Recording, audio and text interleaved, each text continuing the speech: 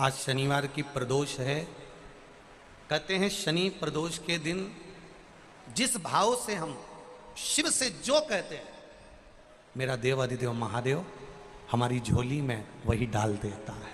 आप दिल से कहो उसको, वो दिल से सुनता है। प्रयास करना, जब जब जिस जिस महीने में जो जो प्रदोष पढ़ा करे, जब प्रदोष पढ़े, बन सके 1 बेलपत्र, बन सके 5 बेलपत्र, शमी पत्र, हरे मुंह,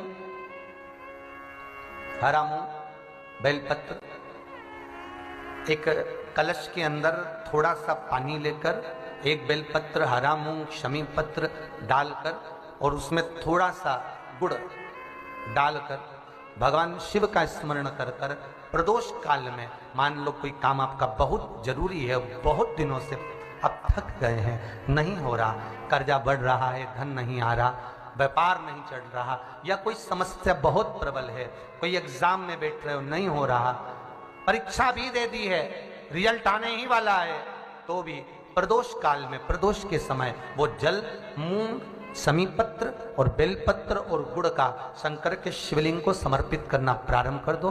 2 या 3 प्रदोष करोगे, बाबा आपकी मनोकामना शीघ्र पूर्ण कर देगा। 2 या 3 करोगे, बाबा करेगा। लक्ष्मी जी ने बेलपत्र के वृक्ष के नीचे साधना करना प्रारंभ करा। जैसे ही मां लक्ष्मी ने बेलपत्र के वृक्ष के नीचे साधना करना प्रारंभ करा, तो देवाधिदेव महादेव कुछ ही समय में, प्रदोष काल के समय पर लक्ष्मी जी के सामने शंकर भगवान प्रकट हुए। शिव जी ने पूछा, लक्ष्मी तुम्हें क्या चाहिए? लक्ष्मी जी कहती हैं, मेरी ये अश्व की योनि, मुझे अश्वी बनना पड़ा, घोड़ी बनना पड़ा, इस अश्व की योनि से मैं मुक्त हूं। पर प्रभु, इस अश्व की योनि से मुक्त तो हूं, पर मेरे प्रभु ने मुझे घोड़ी बनाया है, अश्व बनाया है। मैं चाहती हूं मेरे नारायण मुझे इसी घोड़ी की योनि में, अश्वी की योनि में प्राप्त करें।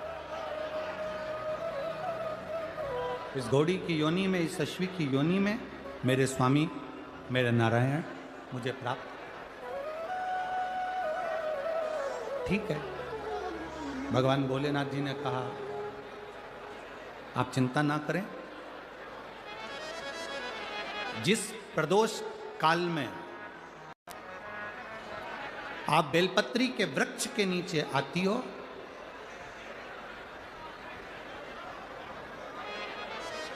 दुनिया का कितना भी दरिद्र व्यक्ति हो, चाहे दुनिया का कोई व्यक्ति ऐसा हो जिसका कभी व्यापार चलता ही नहीं हो, उसने 50 बार बदल के देख लिए, फैक्ट्री चली नहीं रही, जिस काम को करने के लिए जाते हैं वो काम टल जाता है, आज की जगह कल, कल की जगह परसों, परसों की जगह नरसों, काम होता ही नहीं। बेटा बेटी का संबंध करने जा रहे हैं पर हो ही नहीं रहा।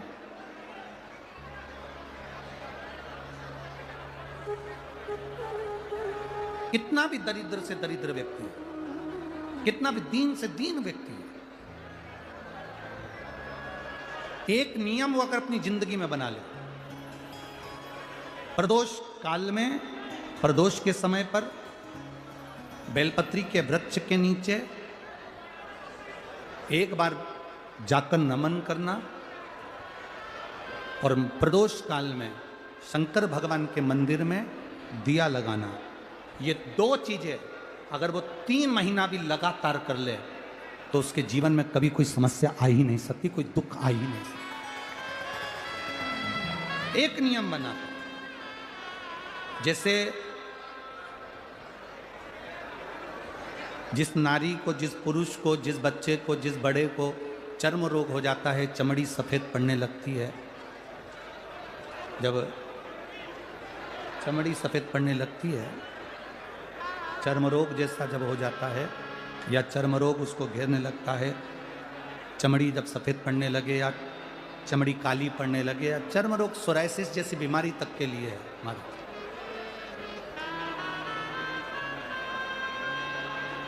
बेलपत्री के वृक्ष के नीचे की मिट्टी, बेलपत्री के वृक्ष के नीचे की मिट्टी, उसको जिस पात्र के अंदर शिवलिंग बनाने के लिए हम गलाएं, जिस पात्र के अंदर हम शिवलिंग बनाने के लिए उसको गलाएं और शिवलिंग का निर्माण कर कर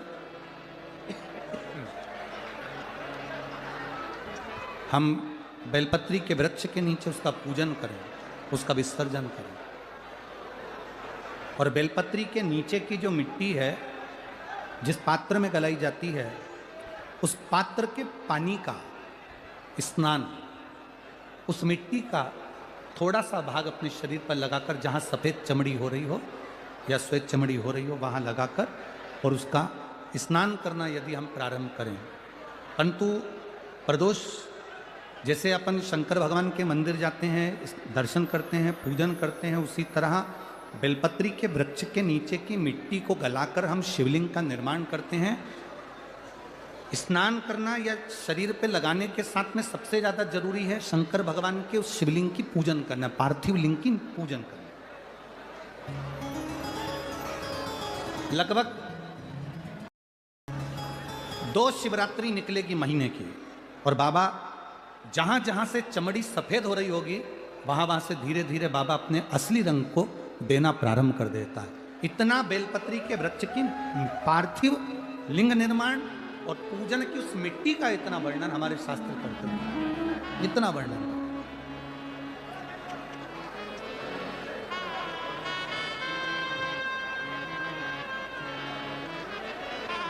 शिव कथा कर रहे, शिव महापुराण की कथा वर्णन कर रहे। स्वयं भगवान देवादिदेव महादेव ने नारायण से जाकर प्रार्थना करी।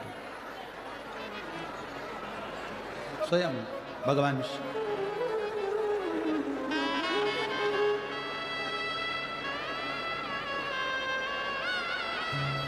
शंभु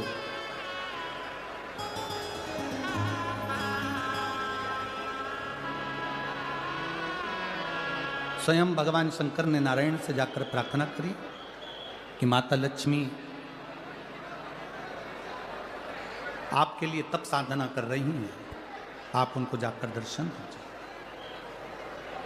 भगवान नारायण शिव जी के कहने पर जाने लगे। भगवान शंकर के कहने पर भगवान नारायण जाने लगे, पर भगवान शिव जी ने भगवान नारायण को रोका।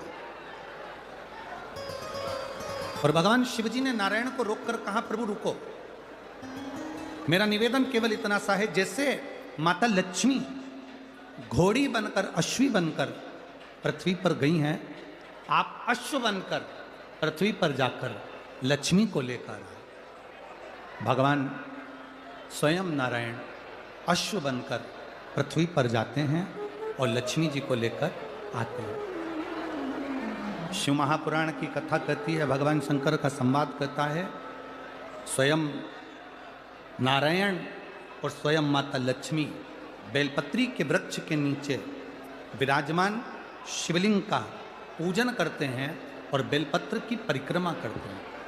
जैसे ही उन्होंने बेलपत्र की परिक्रमा करी, शंकर भगवान वहाँ सम्मुख में जब आते हैं तो नारायण और लक्ष्मी जी भी अश्व की योनि से छूट जाती हैं और नारायण भी अश्व योनि को त्याग कर नारायण लक्ष्मी बनकर वैकुंठ का निवास करने लगते हैं। स्वयं नारायण